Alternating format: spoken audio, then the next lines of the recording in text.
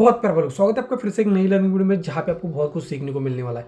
तो इंस्टाग्राम पे कुछ लोग बोल रहे थे कि भाई स्ट्रैटेजी बताओ, एसएल हंटिंग हमें खुद समझ में नहीं आ रहा, मार्केट चार्ट बनने के बाद में समझ में आ रहा है। तो एक अच्छी सी स्ट्रैटेजी बताओ एसएल हंटिंग अकॉर्डिंग, जिसमें हमें समझना मतलब दिमाग ना लगाना पड़े, ठीक है, स्टॉप लॉस और टारगेट लगाना पड़े और इजीली हम लोग मतलब बाई सेल कर सकते हैं वहाँ पे। तो मैं आपको एक्जैक्टली स्ट्रैटेजी बताने वाला हूँ जो एसएल हंटिंग अकॉर्डिंग, और उसकी एक्यूरेसी बहुत अच्छी है। को इंडेक्स में भी दिखाऊंगा, मतलब बैंक निफ्टी में भी दिखाऊंगा और स्टॉक्स में भी दिखाऊंगा भाई लोग, ठीक है। को इस वीडियो में बहुत कुछ सीखने को मिलने वाला है, उन लोगों को भी जिनको एसएल हंटिंग पता है और उन लोगों को भी जिनको एसएल हंटिंग नहीं पता है भाई लोग, ठीक है। बहुत से लोगों को एसएल हंटिंग समझ में नहीं आती, मतलब मार्केट यहाँ से ऊपर गया तो क्यों गया, यहाँ से नीचे आया तो क्यों आया, बहुत से लोगों को समझ में नहीं आता।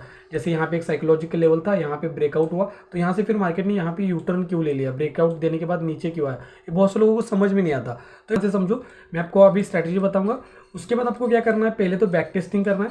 बैक टेस्टिंग करने के बाद आपको पेपर ट्रेडिंग करना है। पेपर ट्रेडिंग करने के बाद फिर आपको रियल मनी से ट्रेड करना है। अगर आपको इनमें आपको रिजल्ट अगर अच्छा दिखे तभी आप लोग जाकर रियल मनी से ट्रेड करना है, वो भी बहुत कम क्वांटिटी से भाई लोग, ठीक है, बहुत कम क्वांटिटी से आपको ट्रेड करना है।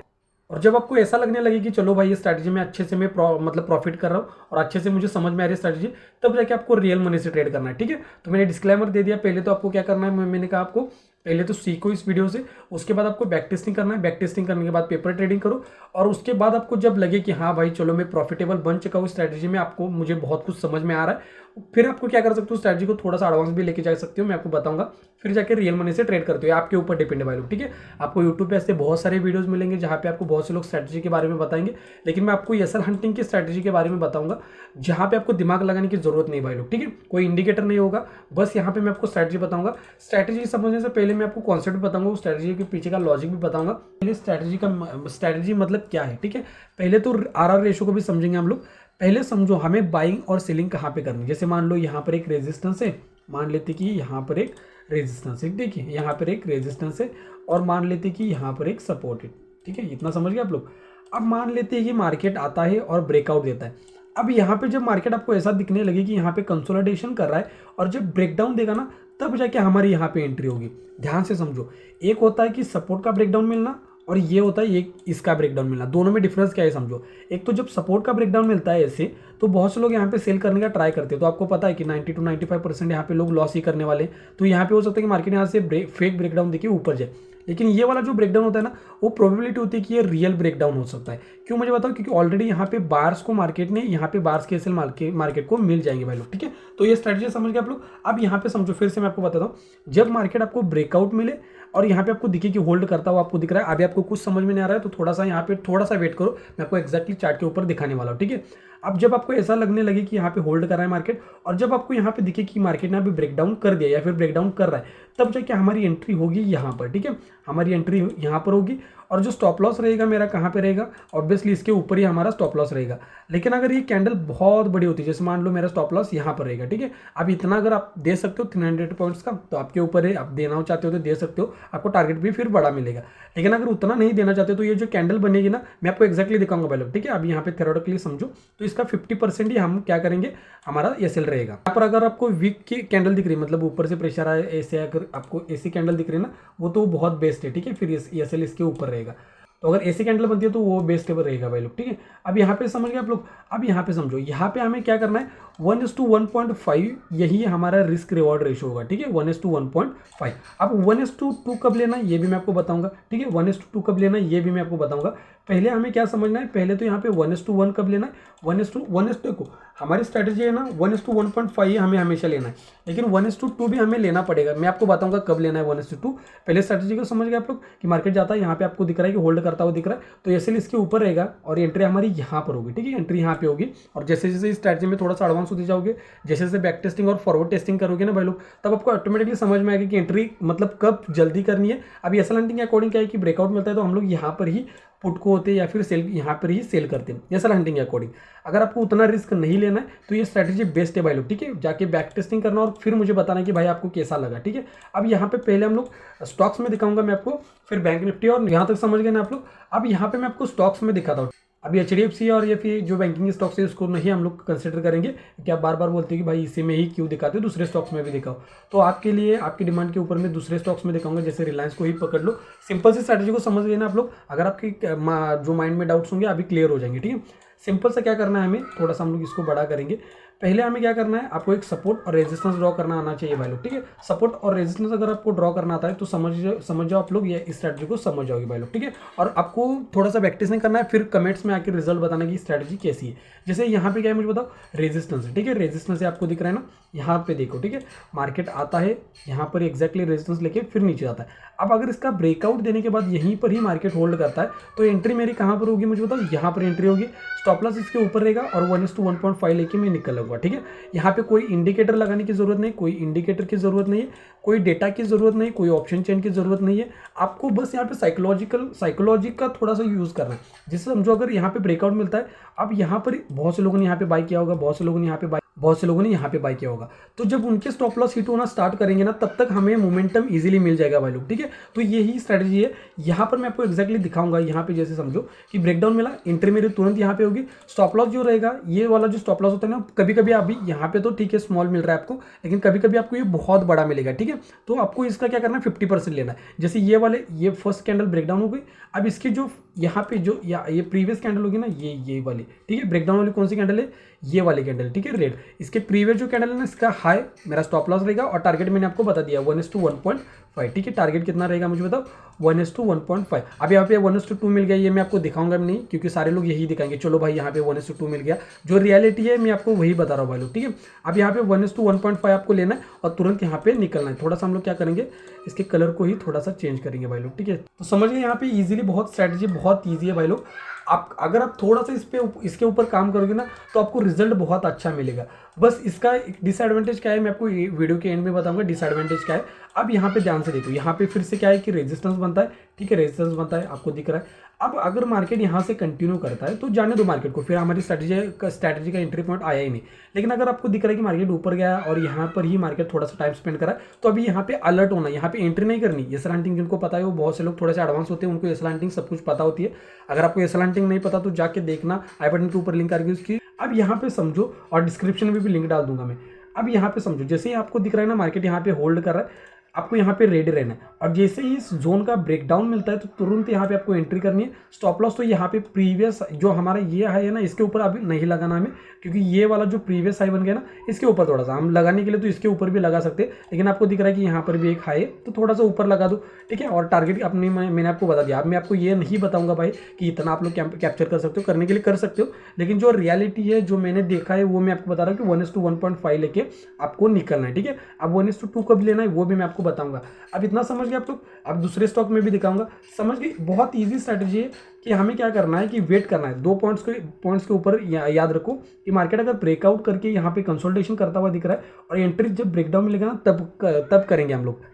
इसके पीछे का लॉजिक समझ गए कि यहाँ पे जिन लोगों ने भी बाय किया होगा ना, यहाँ पे ब्रेकआउट होने के बाद जिनको लग रहा है ना मार्केट यहाँ से ऊपर जाएगा, जिनको लग रहा है मार्केट यहाँ से ऊपर जाएगा, जिनको लग रहा है यहाँ से मार्केट ऊपर जाएगा, तो उनके जब स्टॉप लॉस हिट होना स्टार्ट होगा ना, तब तक हमें इजीली मोमेंटम मिल जाएगा भाई लोग, ठीक है।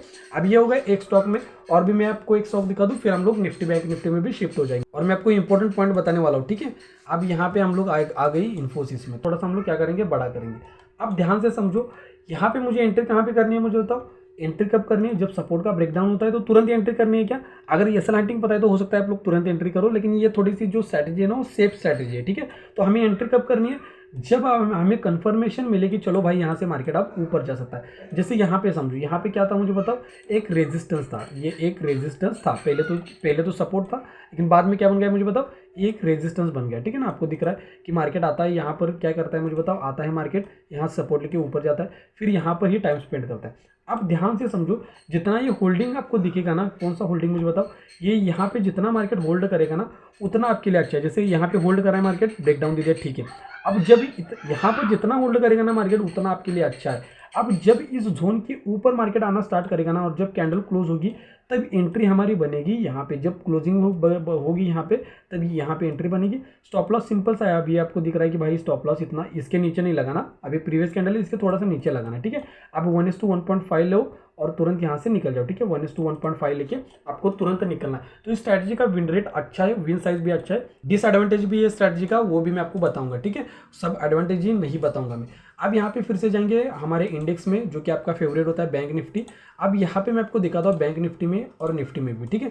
अब सिंपल सी स्ट्रैटेजी है, कोई ज़्यादा दिमाग लगाना नहीं है। बुल ट्रैप स्ट्रैटेजी का नाम है और बियर ट्रैप भी, ठीक है। अब यहाँ पे आपको क्या दिख रहा है मुझे बताओ, यहाँ पर आपको दिख रहा है एक सपोर्ट, ठीक है, यहाँ पे आपको दिख रहा है सपोर्ट। मार्क करने के लिए इसको भी हम लोग एक सपोर्ट यहाँ पे मार्क कर सकते हैं, लेकिन इसको अभी थोड़ा सा डिलीट करेंगे, ठीक है, कन्फ्यूजन हो जाएगा फिर।